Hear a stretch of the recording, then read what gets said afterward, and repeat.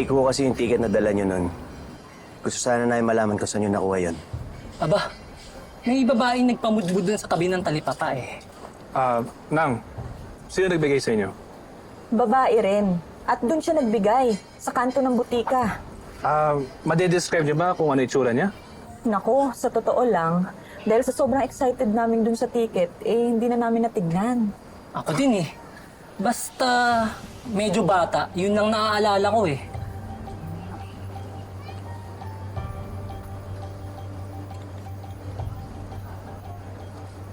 Siya ba yan? Hindi siya eh. Hindi po siya yan eh. Oo, hindi nga siya. Sigurado ho kayo? Opo. Hindi namin kilala yan. Hindi po yan. Tara na. Sige, salamat.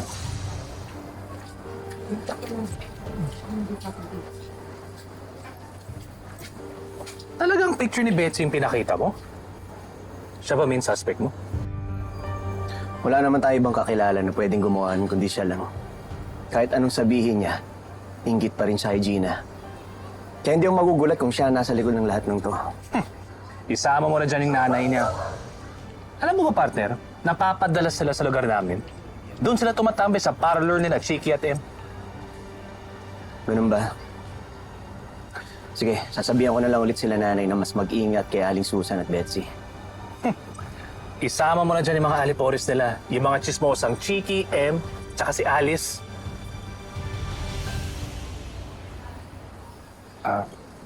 Partner, hanggang kailan mo ba itatago yung tatay mo? Kailan mo ba sasabihin kay na Sir Robert at Gina tungkol sa kanya? Gusto ko naman na talagang sabihin sa kanila eh. Kaya lang yung nanay ko, ayaw niya eh. Kahit anong kumbinsi gawin ko, hindi ko sila mapapayag. Gets ko naman yung takot ng nanay at tatay mo. Pero partner, hindi ba mas malaking gulo to kapag nauna pa sina Sir Robert at Gina na makadiscover nito? Alam ko, minsan na akong naglihim kay Dad. Ayoko nang bumalik yung pagdududa niya sa akin. Kailangan masabi ko na to bago ako maunahan ni Betsy. Kahit sa asawa ko man lang, may karapatan siya malaman niya.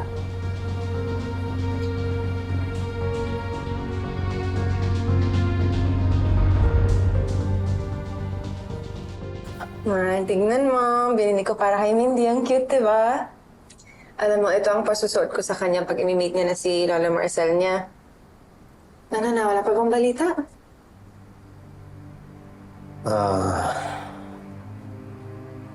Mahal yung tungkol doon. May kailangan malaman tungkol sa tatay ko.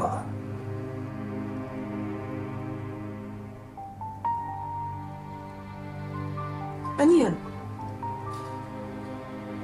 Oh, ano yun? Kinag-usapan kayo? Yeah, we were talking about finally setting a date to meet Gerald's dad. Gerald's dad. Eh, tatay mo. Akala ko patay na siya. Oh my God, ang dami nangyari, Dad. I forgot to tell you. He's alive! Ako talaga. Yeah, he just found out. Isn't that a wonderful surprise, Dad? Oh, it is. Imagine that. So, boy pa pala ang tatay mo. Eh, di masaya kayo ng nanay niya. For sure, di ba? Abo, Oh, that's good. Actually, magsiset pa lang kami ng date. Dad, do you wanna come? Do you wanna meet his dad? Of course, of course. Sabihin mo lang kung kailan. mahal. Yun nga sana yung sasabihin ko sa'yo eh. Sabi kasi ni nanay, hindi pa tapos yung inaasikaso ni tatay. Hindi pa namin alam kung kailan siya makakabalik eh. Oh, sige. Sasabihin mo sa akin, Gerald, kung kailan, ha? And if you want, we can throw a party to welcome him sa family. That'll be nice. I think that'll be really nice. That'd be nice, Dad. Yeah. I can't wait. Sige. Usap mo na kayo, ha? Okay, Dad.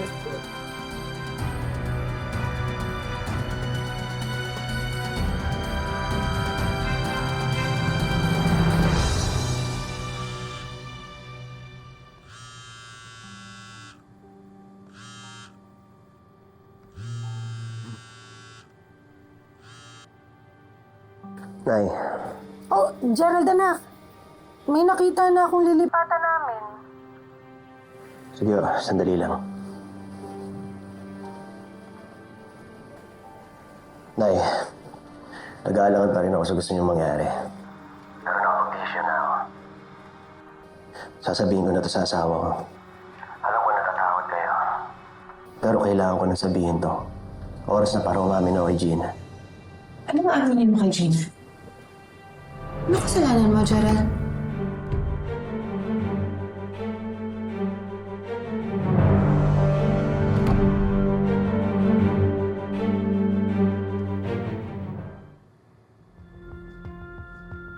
Gerald? Huwag kang makialam dito, Betsy. Sa tingin ko, may pakialam ako.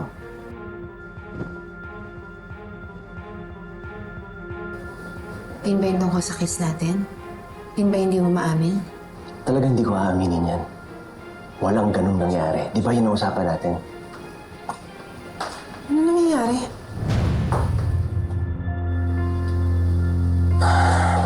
Wala, mahal. Tara na, pumasok na tayo sa kwarto. Sure ka lang. Bakit parang bad trip ka? Ito kasi si Betsy. Pati usapan namin ni nanay, pinapakailaman eh. Sure ka? Wala talaga nangyari? Mahal, kung meron man, tandaan mo gusto kong maging open sa'yo. May mga bagay lang na kailangan mo ng timbangin at pag-isipan.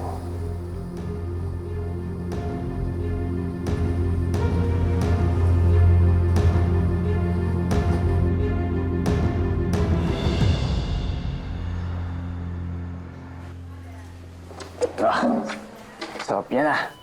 Paglamig na. Ano ibig sabihin nun? Ang sarap yan. Tikim.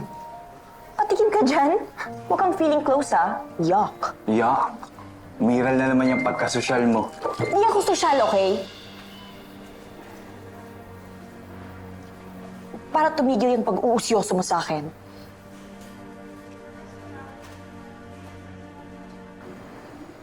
Anak ako ng nanay ko sa dating amo niya na Amerikano.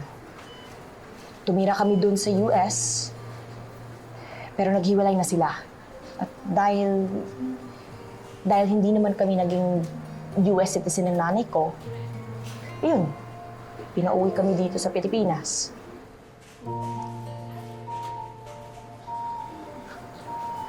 Kaya ngayon, baka mas mahirap pa ako kaysa sa'yo.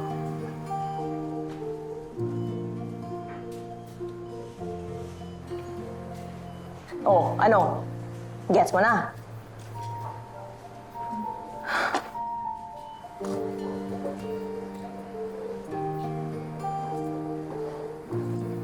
Nakita niyo ba si Gerald?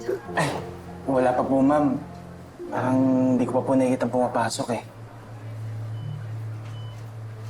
Ito siguro kay Aling Nora. Maybe I should go there. Ay, wag po. Bakit wag?